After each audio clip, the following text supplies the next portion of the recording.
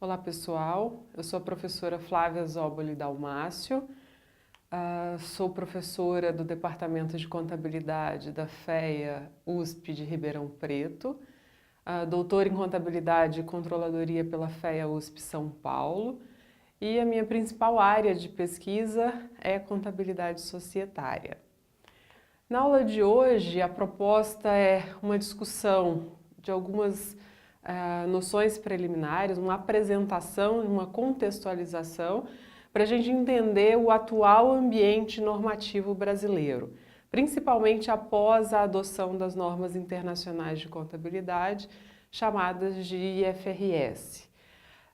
Dentro dessa proposta, hoje a gente tem uma estrutura conceitual para a elaboração de relatório contábil financeiro, a partir do CPC 00, né, estabelecido pelo Comitê de Pronunciamentos Contábeis, onde você tem um documento que apresenta aí uma base conceitual para a elaboração das demonstrações contábeis. E dentro dessa proposta, a gente vai apresentar o principal objetivo dessa estrutura conceitual, quais seriam os elementos das demonstrações contábeis que vão dar suporte aí para as demais normas, quais seriam as características qualitativas que a informação contábil tem que ter para que ela seja útil, para que ela tenha utilidade para os seus usuários. Vamos apresentar o pressuposto da continuidade e falar também um pouco sobre o regime de competência, né? Atualmente o regime em vigor na contabilidade e para que ele, quais seriam os seus objetivos. Então, quando a gente pensa em contabilidade, né, a gente pode pensar o que será que veio primeiro, a teoria ou a prática? Bom, essa acaba sendo uma discussão inútil, né, porque é impossível segregar em contabilidade teoria e prática. Por mais pragmática que a contabilidade seja, de certa forma sempre vai ter por trás algum conceito, alguma ideia. Então, atrás da prática, do método, do registro, sempre vai haver uma teoria.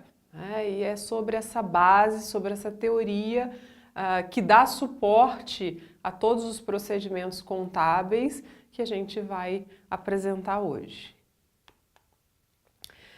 Então, da necessidade prática é que surgem alguns conceitos, algumas respostas práticas, né, alternativas, ideias melhores que vão contribuir então para a prática contábil. Por exemplo, né, a discussão entre o que é melhor, o regime de caixa ou o regime de competência. Fazer os registros de receitas e despesas com base no pagamento e recebimento ou com base no fato gerador, quando de fato há a incorrência dessas receitas e despesas. Bom, isso depende. Quer dizer, a decisão que precisa ser tomada é uma decisão de curto ou de longo prazo. Então, para cada uma dessas decisões, regime de caixa ou regime de competência seriam mais apropriados. Então, dentro, né, do que a gente tem de proposta para apresentação, é mostrar justamente quais são esses subsídios, quais são esses conceitos, essas ideias, essa estrutura que hoje a gente tem em vigor que dá subsídio à prática contábil atual. Nos primórdios, né, da contabilidade, quando a gente não tinha uma segregação entre propriedade e gestão, a teoria ela começou a se desenvolver na cabeça dos gestores, né, que tinham uma necessidade dela para a solução dos seus problemas do dia a dia, problemas de controle, de mensuração, de avaliação do patrimônio. Então, inicialmente, a gente apresenta uma teoria como um conjunto de princípios, de preceitos, uma mistura de ideias e soluções práticas. Então, os princípios, esses preceitos, eles acabam sendo usados porque são convenientes, né? No início, esses princípios, eles eram usados porque eram convenientes, as pessoas iam se sentindo melhor com as informações que eram produzidas dentro de uma determinada estrutura, só que não havia uma determinação externa, né? Porque não havia uma regra, não havia uma norma e cada um fazia o que queria. Então, a prática contábil, ela era livre, né? De livre escolha. Você não tinha um direcionador para a prática contábil antigamente. Então, essa forma de fazer contabilidade, né, de livre escolha, mais um mau uso da informação contábil, acabou aí por contribuir ou por fazer aparecer a figura da norma coercitiva, tá? Que acaba implicando na imposição legal para seguir determinados conceitos. Então, cada um fazia a contabilidade do jeito que achava melhor, né? A informação não era bem utilizada e você não tinha uma comparabilidade das informações que estavam sendo divulgadas. E aí entra a figura, né, coercitiva para impor alguma lei para que essa lei seja seguida e aí efetivamente determinados conceitos sejam seguidos aí pela maioria. Por exemplo, né, já no século XVII, por um lobby, né, no Código Comercial francês, os banqueiros acabam conseguindo uma imposição para se fazer contabilidade e o principal objetivo era proteger o credor. Então, você já tem aí uma obrigatoriedade que todas as empresas elas tinham que elaborar um balanço a cada 2 anos. Aqui a gente mostra uma necessidade e uma imposição legal para que todas as empresas então seguissem essa obrigação. E a partir daí a gente observa um novo direcionamento da contabilidade. Nos primórdios, inicialmente, era uma contabilidade voltada para o gestor, uma contabilidade para esse usuário interno, que estava dentro da empresa, que era o proprietário e ao mesmo tempo era o gestor, que conhecia o seu negócio, que tinha um acesso irrestrito às informações. E agora passa a ser a contabilidade para quem? Para o financiador, para esse credor. E aí começam a aparecer exatamente essas primeiras normas na legislação para atender às necessidades desse novo usuário, desse financiador, desse credor. E aí a gente observa que a figura das normas é algo instituído externamente às entidades, e que as obriga a utilizar. E aí, nesse caso, nós estamos falando da contabilidade para usuários externos. Então, há uma mudança, de foco. Agora, os usuários, a contabilidade vai ser elaborada para atender às necessidades desses usuários externos, desses usuários que estão fora da empresa, que não tem acesso aí a todas as informações. E na contabilidade, essas normas elas foram desenvolvidas de 2 maneiras diferentes. Em alguns países, elas foram desenvolvidas por um grupo privilegiado, que de certa forma tinha conhecimento ou poder, ou os dois, e que por meio dos legisladores elas foram impostas. Então, de cima para baixo, eram regras a serem seguidas, conceitos a serem obedecidos. Então, essa é uma característica, por exemplo, de países latinos, países como o Brasil, Alemanha, França, Itália, e a gente observa a influência do direito romano, nessa imposição. Eu preciso de uma lei, de uma legislação para que se faça cumprir a norma. Já nos países anglo-saxões, como Estados Unidos e Inglaterra, as normas também são criadas formalmente, mas não de cima para baixo, né? De baixo para cima. Elas surgem das mãos dos próprios contadores. Então, quem entende da prática, da necessidade, é que estabelece as regras, né? E a gente observa que nesses países de tradição, né, de direito consuetudinário, que é o direito dos costumes da tradição, quem faz a norma é quem entende dela. E não existe a prática de se colocar normas na lei, diferente do Brasil, que para adoção, por exemplo, das normas internacionais de contabilidade, nós precisamos de uma legislação da Lei 11.638 para que se fizesse cumprir, então, essa nova realidade, essa adoção das normas internacionais, pela tradição que a gente tinha, pelo costume que a gente tinha no Brasil. Com o passar do tempo, né, principalmente após a Revolução Industrial, a gente observa que as normas elas foram criadas para atender os interesses do investidor, né, para informar principalmente o minoritário, que era esse financiador aí da expansão industrial e que não tinha um acesso a todas as informações, né, sem acesso irrestrito ao conteúdo das informações que eram geradas aí dentro dessas grandes corporações que começaram a surgir.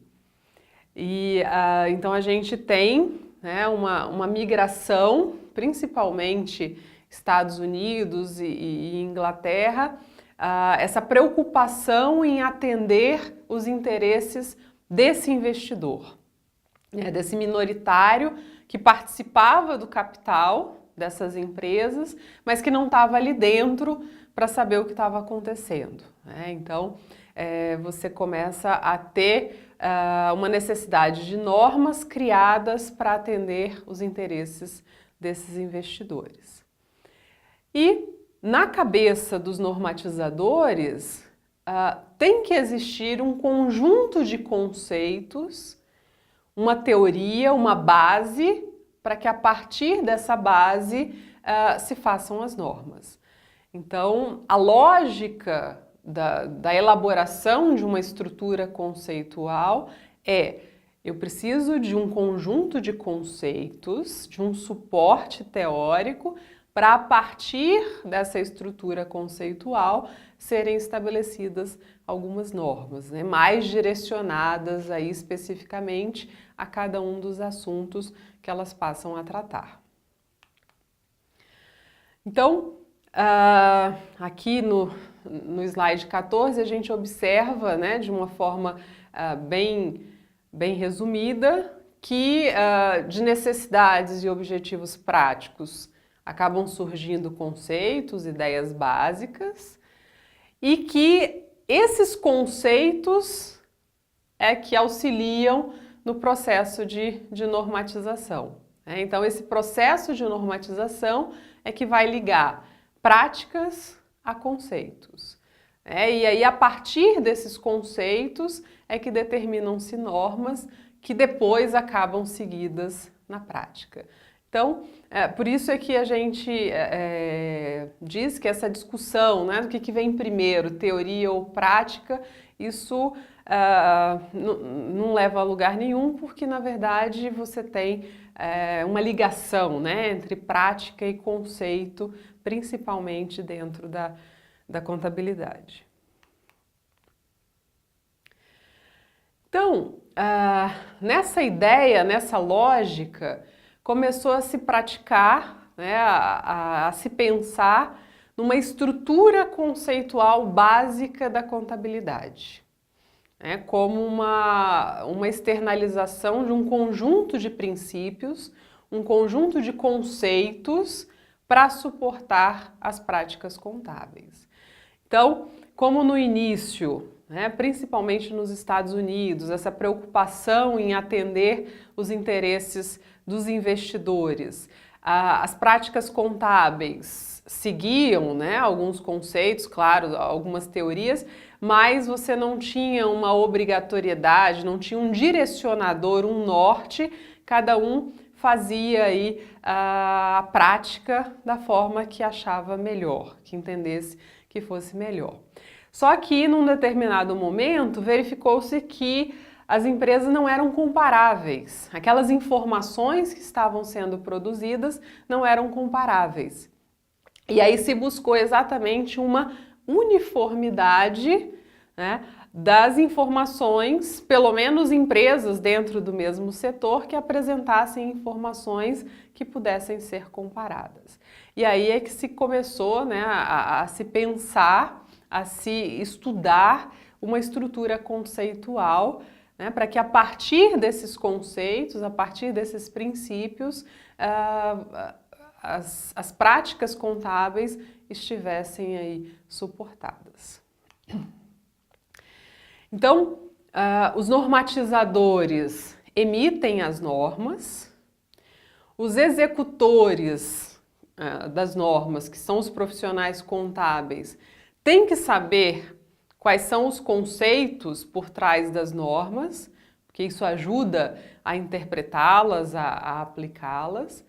A figura dos auditores, que também, né, tem que conhecer as normas para verificar se o que foi feito realmente está em aderência com os preceitos, com os princípios.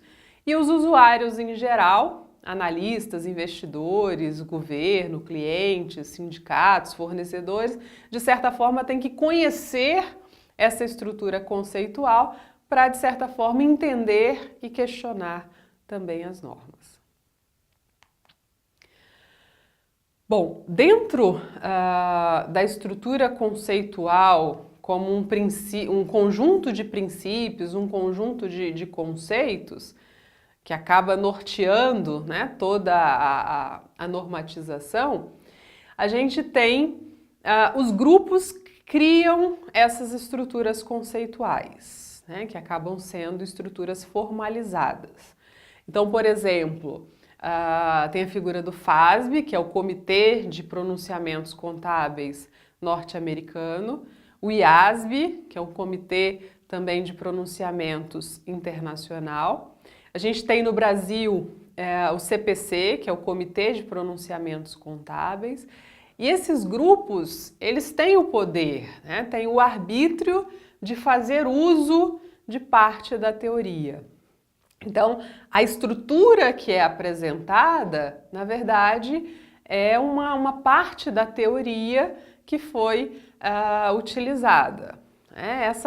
A parte da teoria que vai ser usada talvez seja o que convém no momento, o que esses grupos acham que é melhor para a prática, talvez o que vai ser mais barato, né, que tem um custo menor, talvez acham que vai atender melhor os seus objetivos.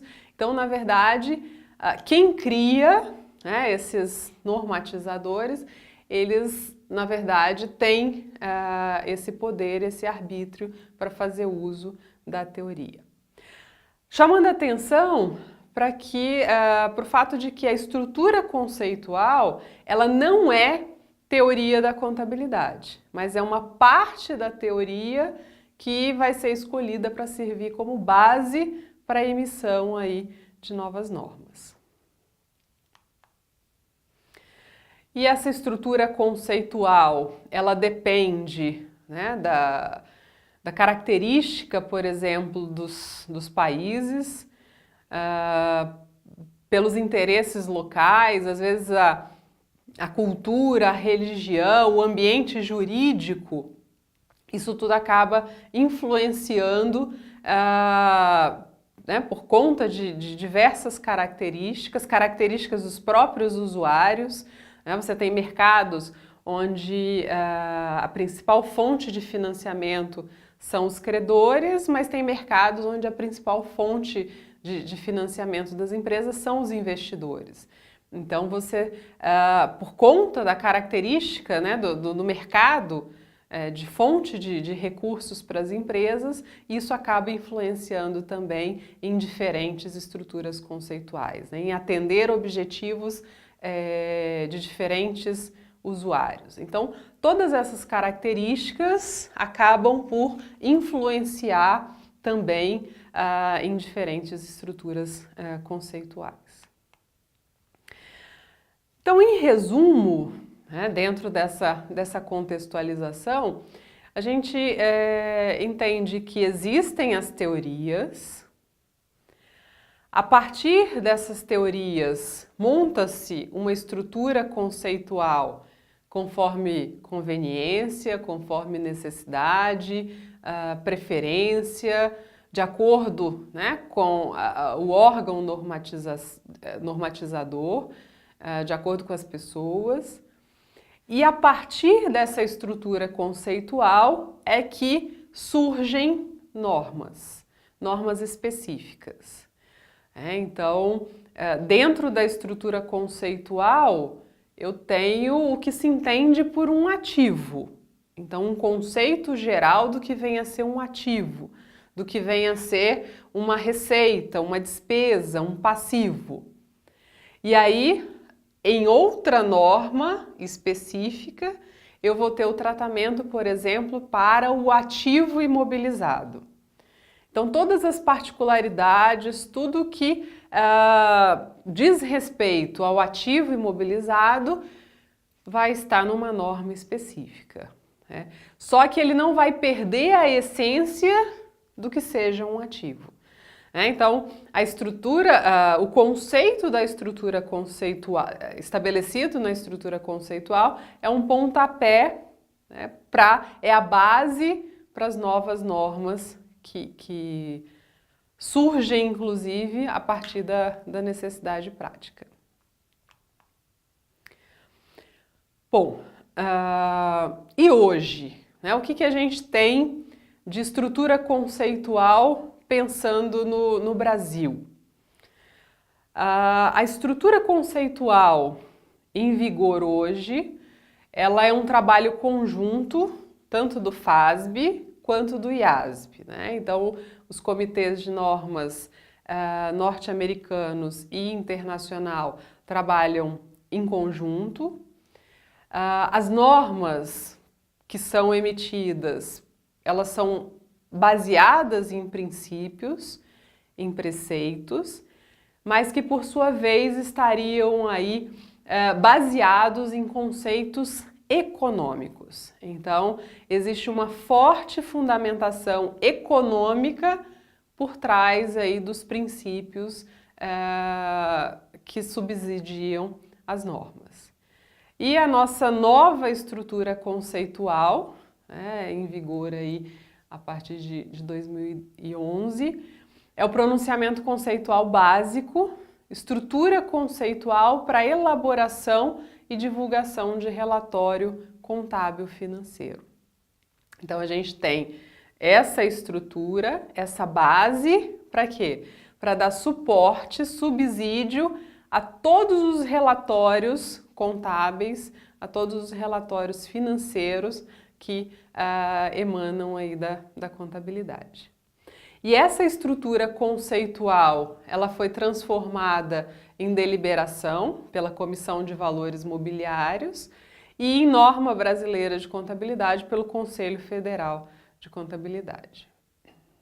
Então, a estrutura conceitual que hoje a gente tem em vigor no Brasil é um documento que não tem a característica de significar uma norma, uma regra, mas sim um conjunto básico de princípios, né, que vão ser seguidos na elaboração de pronunciamentos e normas. Então, da estrutura conceitual derivam-se aí todos os procedimentos, e sobre ela se assenta toda a elaboração e a divulgação de relatório contábil financeiro. Então, a partir desses princípios, a partir desses conceitos, é que outros procedimentos, outras normas acabam sendo emitidas, né? E isso suporta a elaboração e a divulgação de relatórios contábeis e financeiros. Como finalidade, essa estrutura ela tem aí a intenção de dar suporte a esse desenvolvimento de novos pronunciamentos técnicos, auxiliar, né, os responsáveis na elaboração das demonstrações contábeis, principalmente em aplicar as referidas normas, auxiliam os auditores a ter uma opinião formada sobre a conformidade das demonstrações que eles estão auditando com as normas em vigor, né? Auxiliar os demais usuários aí, principalmente na interpretação de informações que estão contidas nessas demonstrações. Então, em suma, né, em resumo, a gente tem que a estrutura conceitual é um pano de fundo, é a base, é o arcabouço teórico dos outros pronunciamentos. Tudo vem desse arcabouço teórico. Tá? Então, a estrutura conceitual ela não é um pronunciamento técnico propriamente dito, que vai definir procedimento específico para determinados casos, mas um pronunciamento conceitual. Então, o CPC 00, a estrutura conceitual básica, é um pronunciamento conceitual, que vai dar um arcabouço teórico, uma base para os demais pronunciamentos técnicos emitidos. Como objetivo, né, do relatório contábil financeiro, qualquer que ele seja, esse relatório ele tem o propósito de fornecer informações contábeis e financeiras. Essas informações, de certa forma, elas têm que ser úteis para os usuários, para que esses usuários tomem aí as suas decisões. Então, qualquer que seja a demonstração, demonstração de resultado do exercício, balanço patrimonial, demonstração de fluxos de caixa, demonstração do valor adicionado, demonstração das mutações do patrimônio líquido, qualquer que seja o relatório divulgado, emitido, esse relatório ele tem que produzir informações úteis. E úteis para quem? Principalmente para os usuários externos, aqueles que estão fora da empresa. Por quê? Para que haja um auxílio na tomada de decisão econômica desses usuários. Como eles estão fora da empresa, como eles não têm um acesso irrestrito às informações, o papel do relatório, das informações que estão sendo divulgadas, é de redução de assimetria informacional. Quem está fora da empresa tem muito menos informações do que quem está dentro. Então, esse objetivo de divulgação é justamente tentar minimizar, reduzir essa diferença informacional existente. Então, o objetivo principal dos relatórios é gerar informações que sejam úteis para o processo de tomada de decisão desses usuários.